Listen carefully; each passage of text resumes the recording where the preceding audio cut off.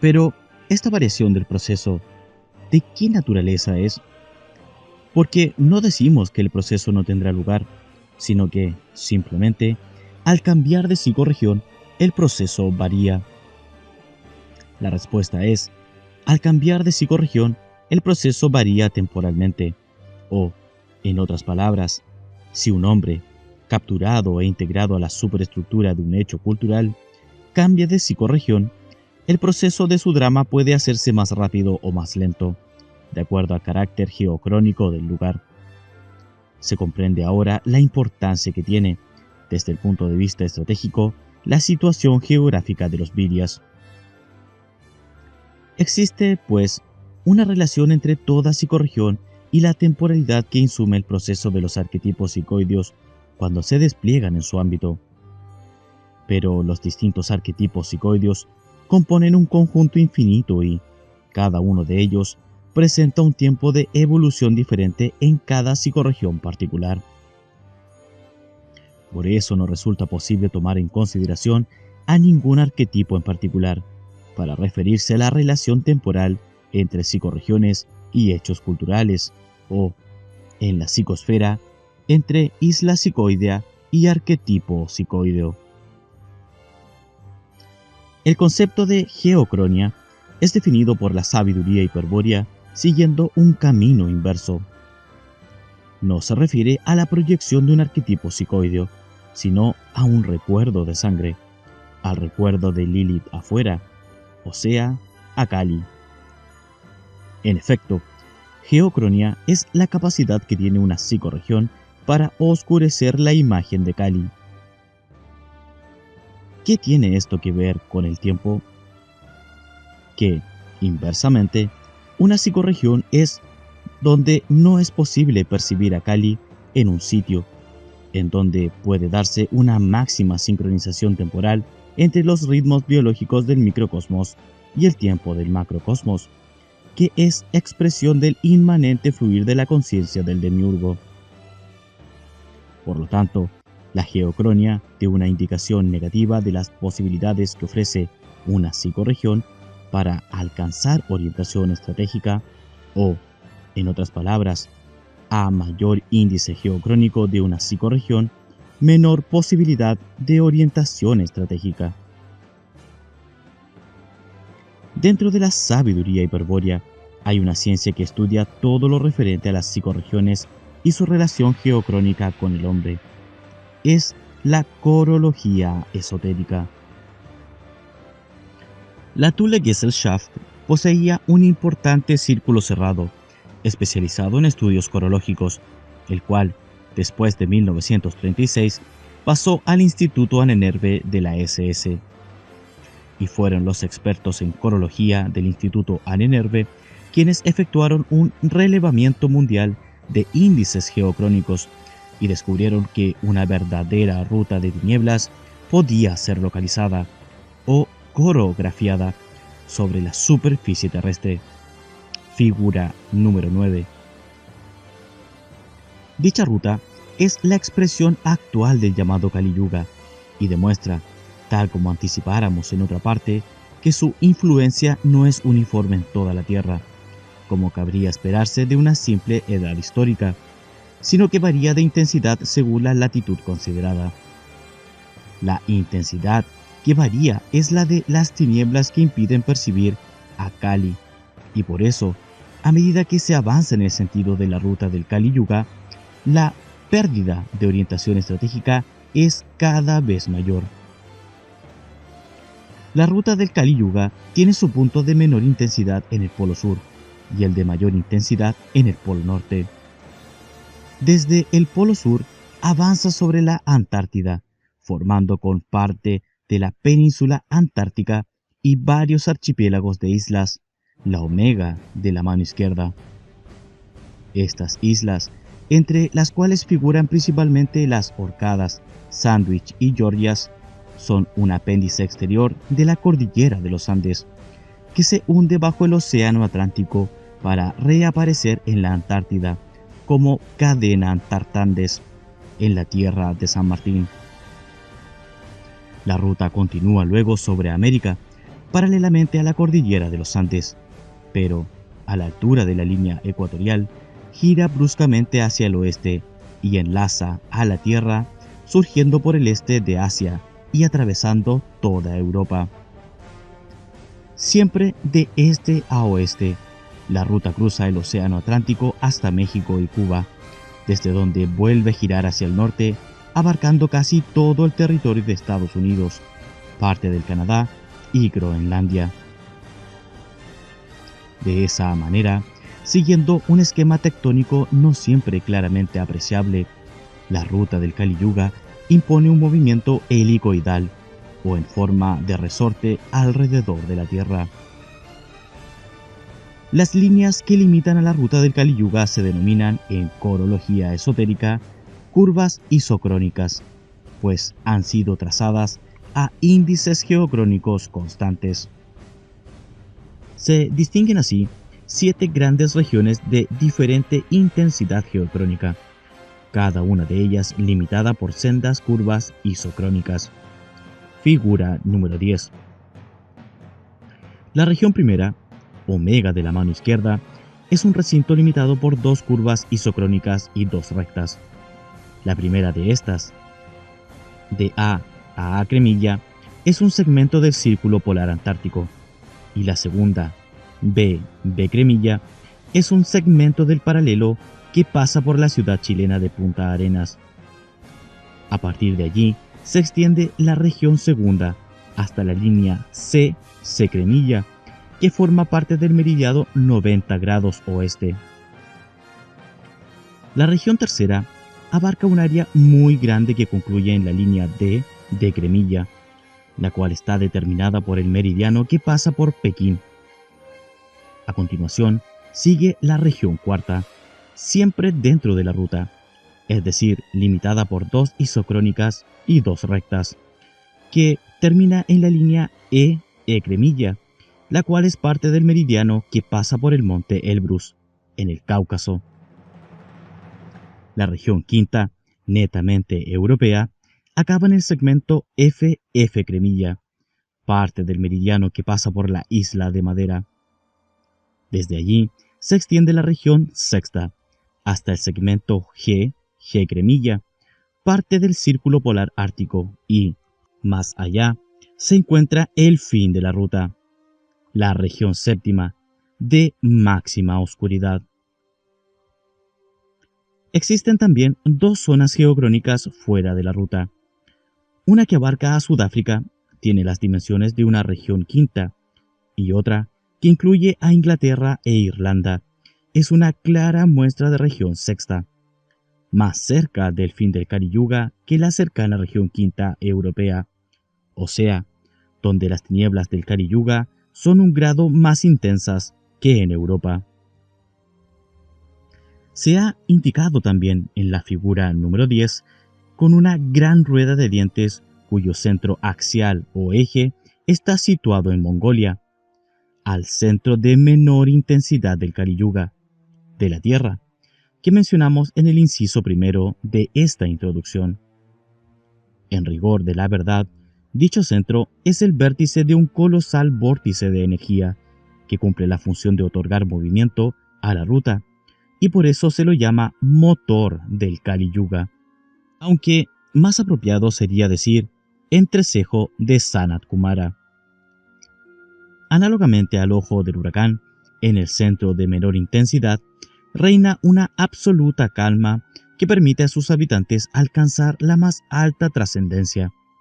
Por eso los siddhas hiperbóreos han contado y cuentan siempre con esos habitantes, los mongoles, cuando sus planes de estrategia psicosocial requieren la movilización de pueblos de linaje hiperbóreo en distintas regiones de la ruta. Las nociones elementales de corología esotérica que hemos desarrollado precedentemente nos van a permitir interpretar, desde el punto de vista de la sabiduría hiperbórea, numerosos hechos que hasta ahora, salvo en los círculos cerrados de la Thule Gesellschaft, habían sido objeto de la desinformación cultural sinárquica. Daremos algunos ejemplos de tal interpretación en los siguientes comentarios. A. En el ocultismo sinárquico suele establecerse una asociación disparatada y tendenciosa entre la esvástica, el movimiento polar o circular de la constelación de la Osa Mayor, el número 7, las regiones del Turán o Mongolia y los hiperbóreos. Como producto de ello, se prueban o fundamentan afirmaciones como esta. Mongolia es un centro de difusión de la esvástica. Desde allí se propagó a todo el mundo. O esta otra. La esvástica simboliza el movimiento en hélice de la osa alrededor de la estrella polar. No perderemos tiempo en rebatir estas y otras muchas afirmaciones semejantes. A la luz de la sabiduría hiperbórea y con la ayuda de la corología esotérica, iremos directamente al origen de la confusión. Ante todo, hay que repetir que la esvástica es una expresión exotérica del signo del origen y como tal no registra un centro de difusión, puesto que todo Vidia, en cualquier lugar del mundo, se topa tarde o temprano con este signo cuando, en su estrategia de retorno al origen, entra en relación carismática con el Graal. Es lo que ha ocurrido en tiempos históricos, con pueblos que, habitando en zonas megalíticas, han acabado descubriendo por sí mismos y adoptando como blasón al antiquísimo signo de la esvástica. Vamos a establecer ahora una distinción muy importante sobre la procedencia de los hiperbóreos, pues existe al menos 3 tradiciones dignas de consideración, pero contradictorias entre sí. Las mencionaremos por orden de antigüedad y aclararemos a qué clase de hiperbóreos se refiere cada una. Pero antes diremos una palabra sobre el término hiperbóreo. La acepción usual es que Hiperbórea, tal como aparece en Homero y otros poetas griegos, alude a un país más allá, hiper, de donde sopla el viento del norte, Bóreas. Pero esta es una etimología tardía, de la época en que el naciente racionalismo griego asociaba a cada fuerza de la naturaleza un dios o mito. Así sucedió con el Sol, Helios, la Luna, Selene, Venus, Saturno, el mar, Poseidón, etc. Y, naturalmente, los vientos.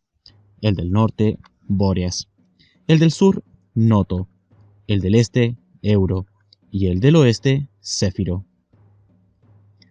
Antes de estas reducciones mitológicas, Bóreas significaba soplo del norte, como en Boreos, con un doble sentido de viento y espíritu, tal como sucede con Neuma, que tiene las siguientes acepciones: soplo, viento, aliento, respiración, vida, alma, espíritu, ángel, demonio, soplo divino, Espíritu Santo, etc. Hiperbóreo puede traducirse entonces, en un sentido arcaico, como espíritu que procede más allá del norte, e Hiperbórea pasa a ser el país, o el origen, procedencia, de los espíritus de más allá del norte. Esta definición, inspirada evidentemente en el recuerdo de sangre, se ajusta bastante a las enseñanzas de la sabiduría hiperbórea, la cual afirma que los espíritus cautivos proceden de Hiperbórea, un centro racial extraterrestre, pero también extra-universal y quizá antimaterial. Desde allí los espíritus hiperbóreos, cuya naturaleza es hostil al orden material del demiurgo, ingresaron al universo por una puerta cósmica, conocida en los misterios como Puerta de Venus. ¿Por qué lo hicieron? Es parte del misterio, pero algunos han supuesto que venían de perder una guerra cósmica en otros universos inimaginables. Sin embargo, lo más sensato es pensar que la conducta guerrera de los espíritus hiperbóreos es producto de su hostilidad esencial hacia el orden material. Lo concreto es que si bien los hiperbóreos siempre han reivindicado a Hiperbórea como su patria del espíritu y han conservado por ella un recuerdo imborrable, una vez caídos en la encarnación, por un misterio de amor, Este recuerdo se ha tornado lo suficientemente borroso como para que solo convenga hablar de una nostalgia por otro mundo. En el recuerdo contenido de la niña sanguínea, no ha de haber un recuerdo claro de Hiperbórea, porque ésta solo puede ser vista por el espíritu puro o Bril.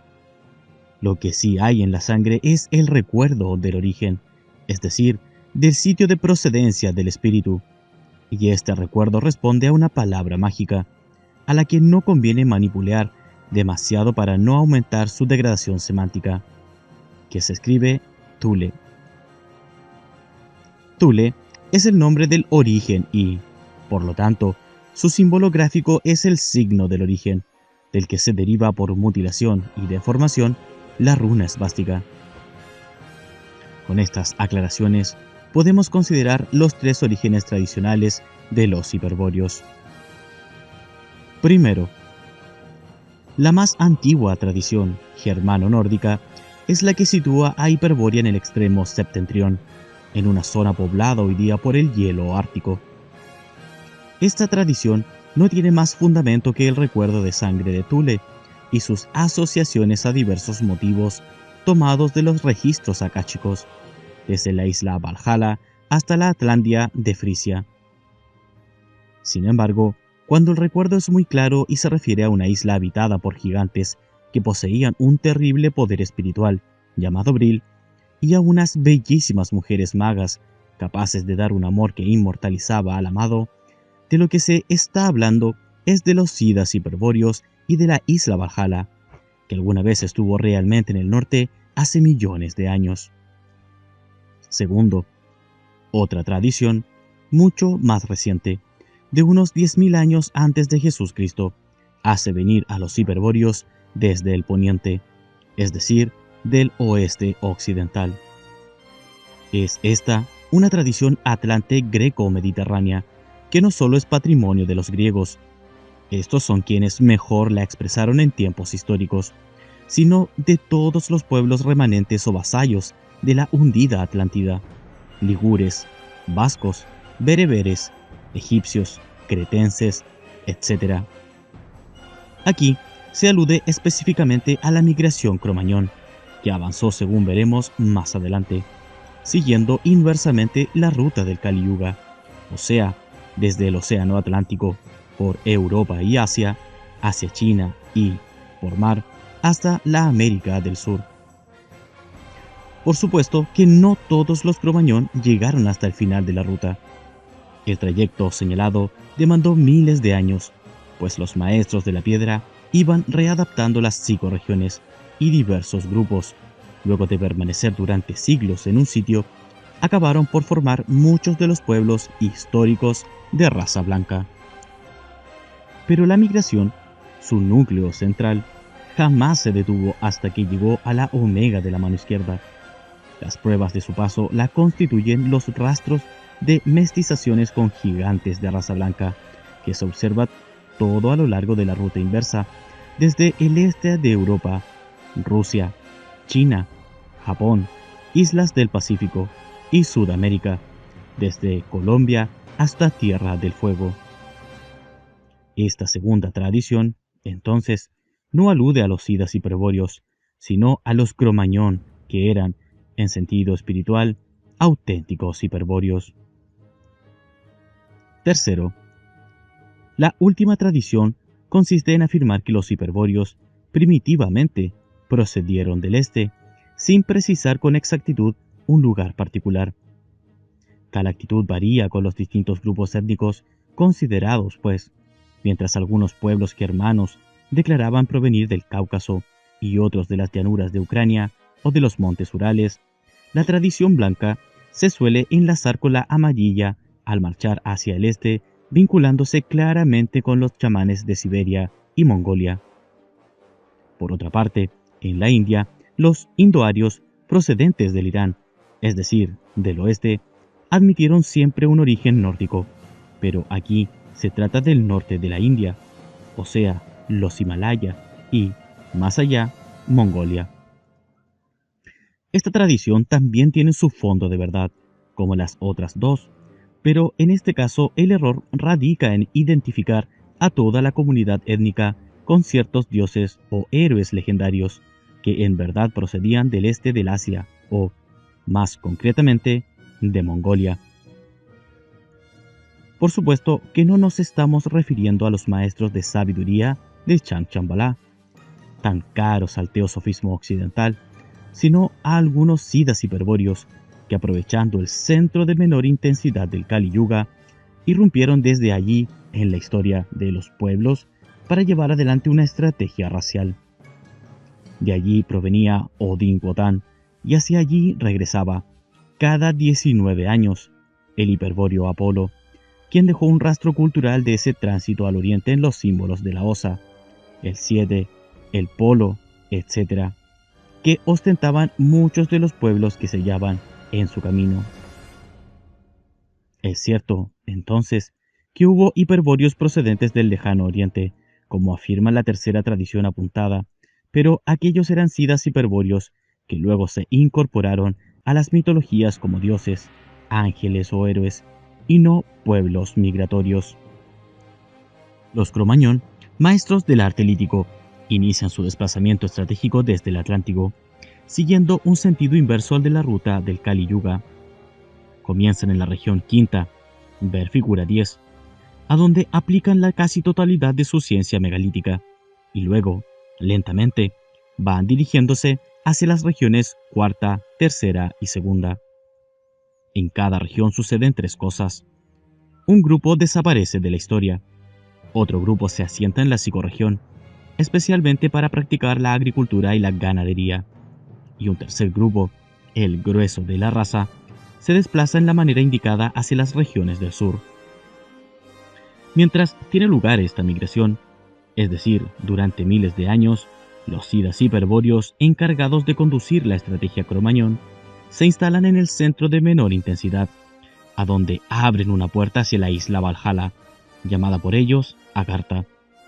Tal puerta, un túnel topológico Nadi entre dimensiones del espacio, orientado hacia adentro de la Tierra, es el origen de la creencia de que Agartha, el país de los siddhas, es un mundo subterráneo.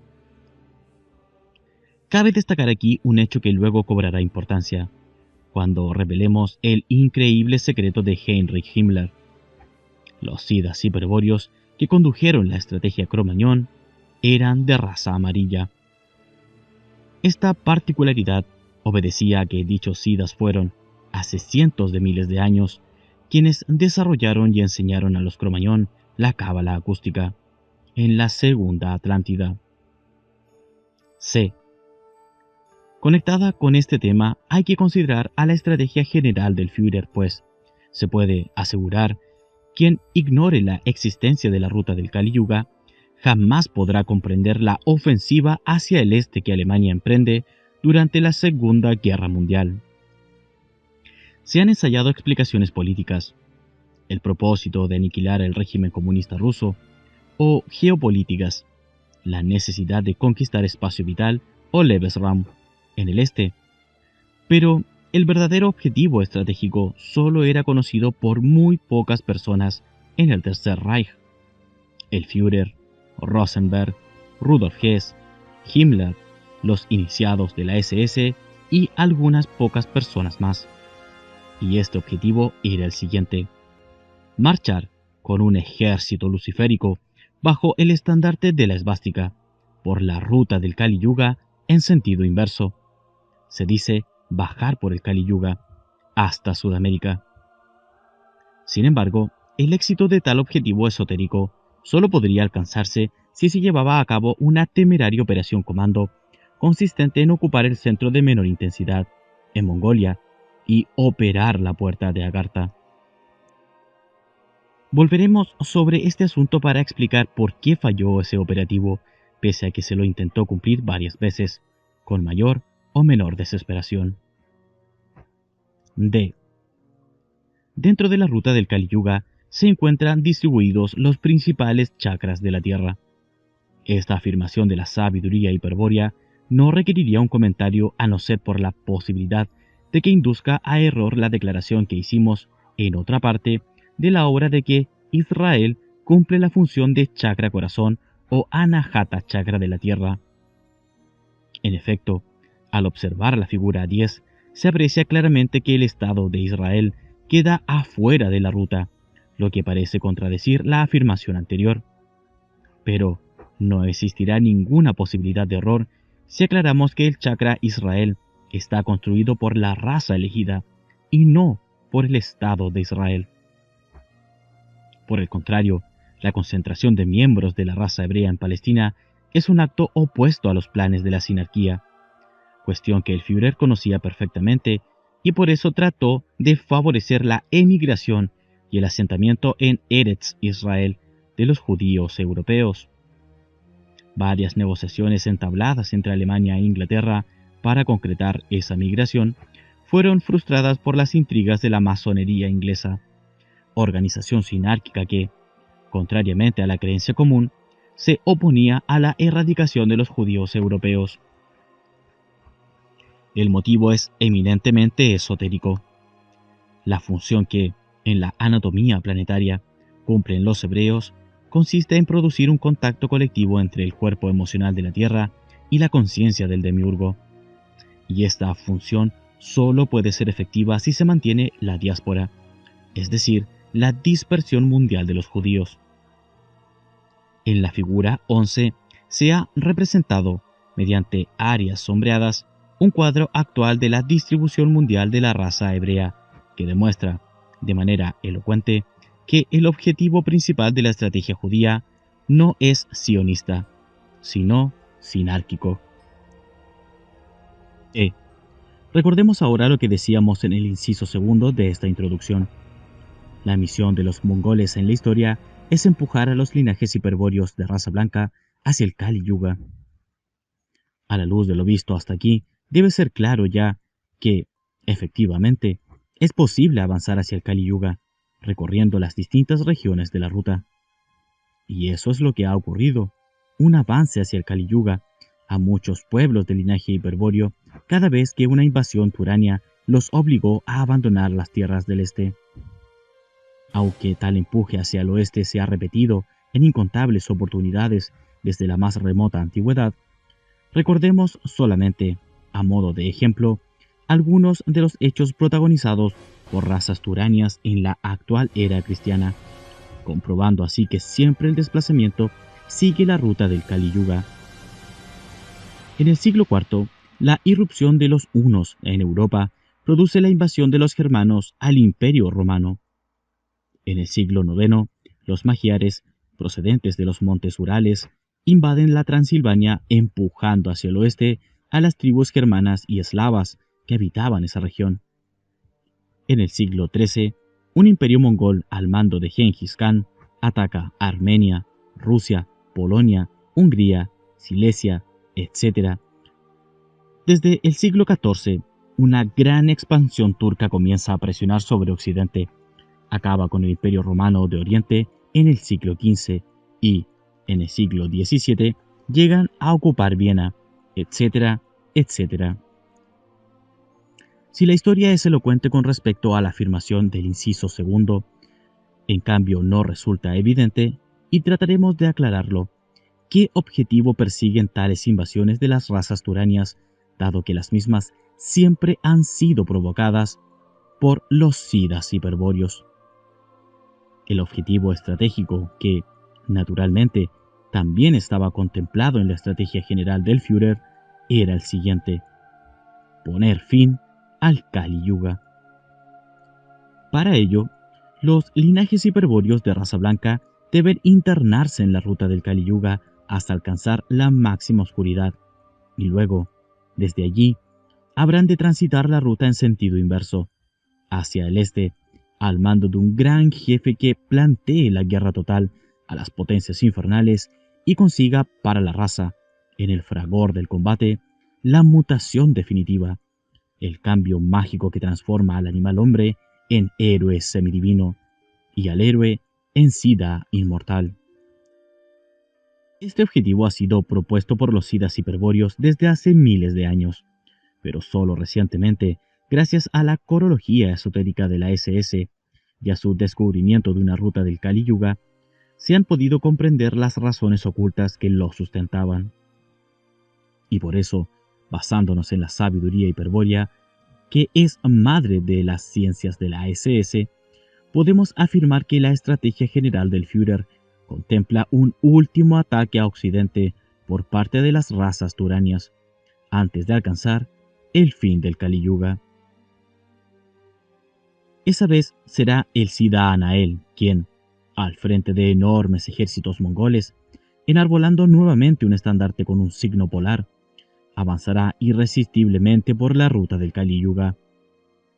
Pero los hombrecitos judaizados, hundidos en las tinieblas de la confusión sanguínea, no verán el signo ni comprenderán que el fin ha llegado. Creerán hasta último momento que asisten al advenimiento de la sinarquía y se alegrarán por ello insensatamente. Solo reaccionarán cuando, increíblemente, desde Berlín, vean surgir un ejército de hombres inmortales que visten el uniforme de la SS Eterna. Pero entonces será tarde, pues ellos se desplegarán en todas direcciones, poseídos por un furor berserkir, y solo respetarán la señal de la sangre pura. F. Una estrategia de los Sidas consiste, entonces, en empujar a los linajes hiperbóreos de raza blanca hacia el Kali Yuga, empleando para ello a las razas turanias, provenientes del centro de menor intensidad, como masa táctica. Para impedir tal objetivo, la sinarquía ha procurado en todo momento alejar el horizonte del Kali Yuga, profundizando la exploración de las regiones de la ruta. Y con tal motivo, uno de sus agentes infernales, un judío conocido como Cristóbal Colón, prolonga en el siglo XV el tránsito europeo hacia la región sexta de la ruta. Ver figura 10. Este es el objetivo secreto del descubrimiento de América, que mencionamos al exponer el proyecto Thule del Dr. John Dee, pero al que resultaba imposible explicar entonces sin recurrir a los elementos de la corología esotérica, tales como el concepto geocrónico del Kali Yuga o la corografía de la figura 10.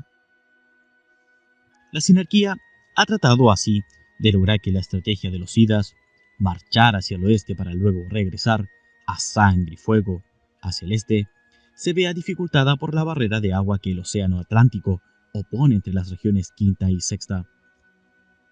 En este sentido, el descubrimiento de Colón ha tenido éxito, pero el mismo es relativo, pues Inglaterra e Irlanda, por motivos que no discutiremos aquí, responden a las características corológicas de una auténtica región sexta, cualidad que ha permitido a líderes como Napoleón o el Führer planificar estrategias que excluyen a América como objetivo bélico.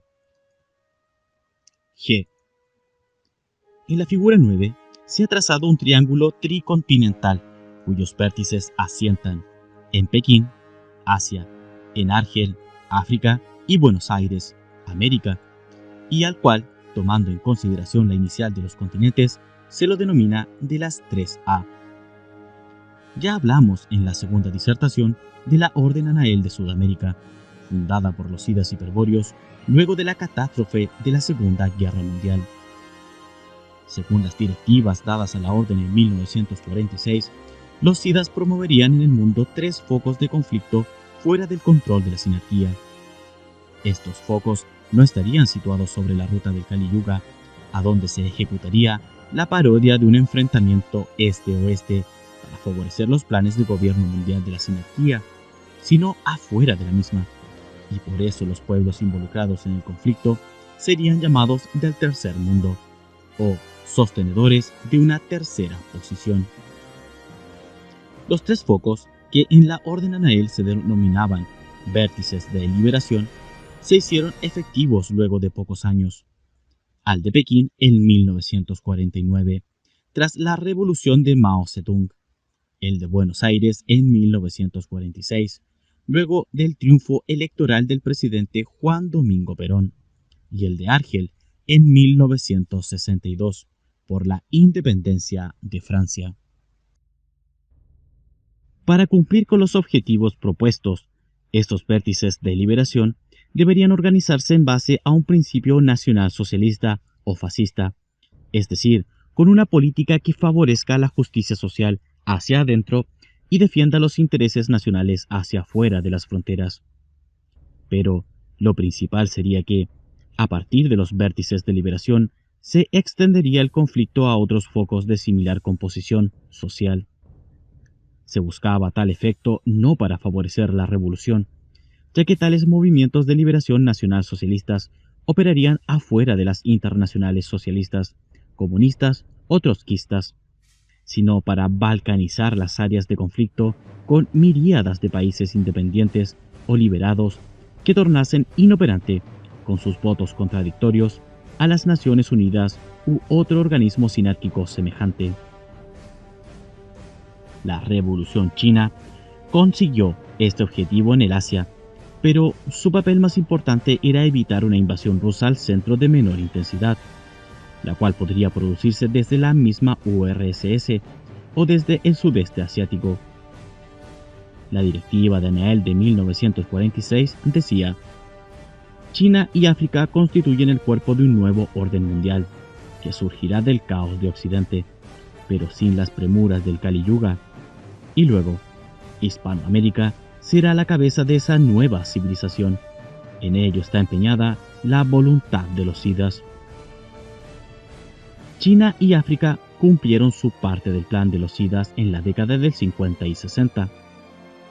¿Qué ocurrió entonces con Hispanoamérica? Aquí, el proyecto no era nuevo, pues ya en el siglo XIX, Simón Bolívar había comprendido que sin una Sudamérica unida en pos de objetivos nacionalistas y patrióticos, sería imposible resistir la presión de las grandes potencias imperiales. Y, sin esa unión, cualquier posibilidad de independencia política, económica o cultural sería pura utopía. La directiva de Anael para Hispanoamérica se apoyaba en consideraciones semejantes y por eso, a partir de 1951, poderosas fuerzas espirituales convergen sobre tres importantes personajes que eran piezas fundamentales de la estrategia hiperbórea. Nos referimos al presidente chileno Carlos Ibáñez, al presidente brasileño Getúlio Vargas y al presidente argentino Juan Domingo Perón. Estos tres mandatarios intentaron, entre 1951 y 1954, llevar adelante un plan geopolítico denominado ABC, Argentina, Brasil, Chile, elaborado por la Orden Anael de Brasil, el cual consistía, simplemente, en formar con los tres países un eje, la L inclinada, que permitiese resistir la presión del imperialismo anglo-norteamericano. El eje ABC contemplaba la integración política, económica y social de los tres países, quienes consolidarían así el tercer vértice de liberación. Naturalmente, ese plan fracasó, luego de que una siniestra conspiración llevaría a Getúlio Vargas al suicidio en 1954 y de que otra no menos siniestra contrarrevolución sinárquica derrocara al presidente Juan Domingo Perón en 1955. ¿Cuáles son las alternativas actuales de la estrategia de los sidas para el tercer mundo? Podríamos decir, corológicamente, que el triángulo de las 3A ha rotado y que sus vértices apuntan ahora a otros centros espirituales. El vértice de Pekín se ha trasladado al centro de menor intensidad del Kali Yuga, en Mongolia. El vértice de Argel está ahora en Trípoli, de Libia, y el vértice de Buenos Aires, aunque ello aún no resulta completamente claro por qué, se ha trasladado a Santiago de Chile. Desde este último país surgirá, entonces, la cabeza de una nueva civilización hiperbórea de alcance tricontinental, aunque para ello deberá, primero, levantarse sobre las naciones de Hispanoamérica y convocarlas en torno de un proyecto conjunto de liberación.